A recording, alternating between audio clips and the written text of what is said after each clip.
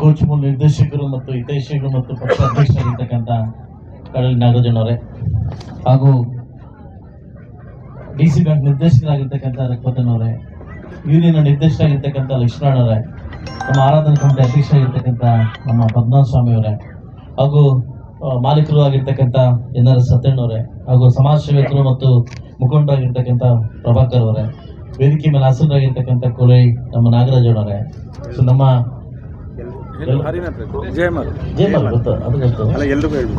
ಮತ್ತೆ ಮುಂಭಾಗದಲ್ಲಿ ಹಾಸನರಾಗಿರ್ತಕ್ಕಂಥ ಎಲ್ಲ ನನ್ನ ಪ್ರಮುಖ ನಾಯಕರೇ, ಈ ಕಾರ್ಯಕ್ರಮ ಅಧ್ಯಕ್ಷತೆ ವಹಿಸಿರ್ತಕ್ಕಂಥ ಗ್ರಾಮ ಪಂಚಾಯತ್ ಅಧ್ಯಕ್ಷರಾಗಿರ್ತಕ್ಕಂಥ ಸಿದ್ದು ಶ್ರೀಧರ್ ಅವರೇ, ಸೊ ನನ್ನ ತಾಯಿಂದರು ಹಾಗೂ ಮಾಧ್ಯಮ ಮಿತ್ರರು ಹಾಗೂ ಎಲ್ಲ ನನ್ನ ಅಕ್ಕಂದಿರು ಕೂಡ ಈ ಕಾರ್ಯಕ್ರಮಕ್ಕೆ ಭಾಗವಹಿಸಿದ್ದೀನಿ.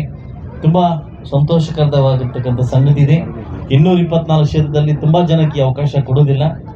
ಬಹುಶಃ ನನ್ನ ML ಆಗಿದ ತಕ್ಷಣ ತಾಯಿ ಮುಳಬಾಗಿಲು ತಾಲೂಕಿನ ಎಲ್ಲಾ ಕಡೆ ಕೂಡ ಬಾಗಿನ ಹರಿಸ್ತಾ ಇದ್ದಂದ್ರೆ ನೀವು ಕೊಟ್ಟಿದ್ದ ಭಾಗ್ಯ ಅಂತ ಹೇಳ್ಬೋದು, ನೀವು ನಾನು ಕೊಟ್ಟಿರ್ತಕ್ಕಂಥ ಭಾಗ್ಯ ಅಂತ ಹೇಳ್ಬೋದು.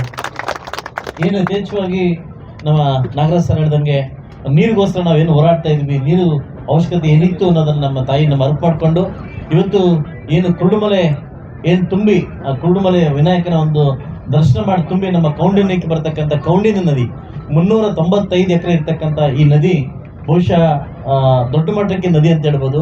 ಕರ್ನಾಟಕ ಸರ್ಕಾರ ಏನಾದರೂ ಮನಸ್ಸು ಮಾಡಿದ್ರೆ ಈ ನೀರನ್ನ ಉಳಿಸ್ಕೊಂಡ್ಬಿಟ್ರೆ, ಈಗಾಗಲೇ ಪ್ರಸ್ತಾವನೆಯನ್ನ ಎಲ್ಲ ಫೋಟೋಸ್ ಮತ್ತೆ ಇಂಜಿನಿಯರ್ ಮತ್ತೊಮ್ಮೆ ನಾಳಿದ್ದ ಬಂದು ಇದನ್ನೆಲ್ಲ ರೆಡಿ ಮಾಡಿ ಈಗ ಗೌರ್ಮೆಂಟ್ಗೆ ಮತ್ತು ಸರ್ಕಾರಕ್ಕೆ ಇದೇ ಸೆಷನ್ ಅಲ್ಲಿ ನಾನು ಪ್ರಸ್ತಾವನೆ ಸಲ್ಲಿಸ್ತೀನಿ.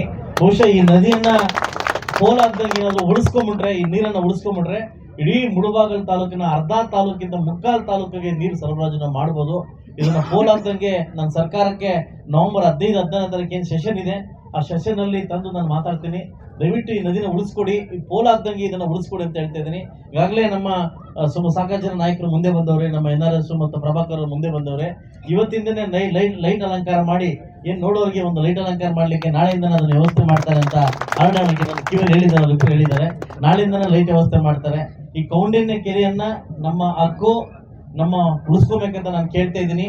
ದಯವಿಟ್ಟು ಅದೇ ರೀತಿ ಸೋಮವಾರ 10 ಗಂಟೆಗೆ ನಾನು ಒಡ್ಡಳ್ಳಿ ಕ್ರಾಸ್ ಬರ್ತಾ ಇದ್ದೀನಿ. ಏನು ನಮಗೆ ಟ್ರಾಫಿಕ್ ಸಮಸ್ಯೆ ಆಗ್ತಾ ಇದೆ, ಹೆದ್ದಾರಿ ಸಮಸ್ಯೆ ಆಗ್ತಾ ಇದೆ, ಹೆದ್ದಾರಿನ ಬಂದ್ ಮಾಡಿ ಆದಷ್ಟು ಬೇಗ ತುರ್ತಾಗಿ ಕೆಲಸ ಮಾಡಿ ಸಾರ್ವಜನಿಕರಿಗೆ ಅನುಕೂಲ ಮಾಡ್ಕೊಳ್ಬೇಕಂತ ನಾನು ಕೇಳ್ಕೊಂತ ಎಲ್ಲ ನಂಗಲಿ ಗ್ರಾಮಸ್ಥರಿಗೂ ಎಲ್ಲ ನಂಗಲಿ ಸುತ್ತಮುತ್ತಲಿನ ಎಲ್ರಿಗೂ ನಾನು ಕೇಳ್ಕೊಂತ ಇದ್ದೀನಿ. ಈಗಾಗಲೇ ನಂಗಲಿ ಮಹಾದ್ವಾರಕ್ಕೆ 15 ಲಕ್ಷ ರೂಪಾಯಿ ಅಮೌಂಟ್ ನಾನು ಹಾಕಿದ್ದೀನಿ. ವರ್ಕ್ ಸ್ಟಾರ್ಟ್ ಆಗ್ತಾ ಇದೆ, ಅದಕ್ಕೂ ಪೂಜೆಗೆ ಬರ್ತಾ ಇದ್ದೀನಿ. 100 ಬೆಡ್ ಹಾಸ್ಪಿಟ್ಲ್, ಸುಮಾರು 45 ಕೋಟಿ 100 ಬೆಡ್ ಹಾಸ್ಪಿಟ್ಲ್ ಈಗಾಗಲೇ ಸ್ಟಾರ್ಟ್ ಆಗಿದೆ. ಇಡೀ ಮುಳಬಾಗಿಲು ತಾಲೂಕಲ್ಲಿ ಎಲ್ಲೂ ಇಲ್ಲದ ಹಾಸ್ಪಿಟ್ಲ್ ಕೂಡ 100 ಬೆಡ್ ಹಾಸ್ಪಿಟ್ಲ್ ಸ್ಟಾರ್ಟ್ ಆಗಿದೆ. ಅದು ಮಾಡಿದ್ಮೇಲೆ ಐಮಾಸ್ ಲೈಟ್ ಮತ್ತು ಇನ್ನೊಂದು ನನಗೆ ಚಾಲೆಂಜ್ ಆಗಿರ್ತಕ್ಕಂಥ ವಿಷಯ, ಕನ್ನಡ ಶಾಲೆಯನ್ನ ಅಪ್ಗ್ರೇಡ್ ಮಾಡಿ ಪ್ರೌಢಶಾಲೆಗೆ ನಾನು ತಂದಿರ್ತಕ್ಕಂಥದ್ದು ನಮ್ಮೆಲ್ಲರಿಗೂ ಗೊತ್ತಿದೆ. ಸೆಷನ್ ಮಾತಾಡಿ ಗುದ್ದಾಡಿ ಜಗಳ ಆಡಿ ಸರ್ಕಾರದಲ್ಲಿ ಮಾಡಿ ಸಾಕಷ್ಟು ವಿಘ್ನಗಳು ಎದುರು ಬಂದ್ರು ಕೂಡ ಒಂದು ಹೈಸ್ಕೂಲ್ ಇರ್ಲಿಲ್ಲ. ನಮ್ಮಲ್ಲಿ ಹೈಸ್ಕೂಲ್ ನ ಸ್ಥಾಪನೆ ಮಾಡ್ಲಿಕ್ಕೆ ಏನು ಅವಕಾಶ ಮಾಡಿಕೊಟ್ಟಿದ್ವಿ.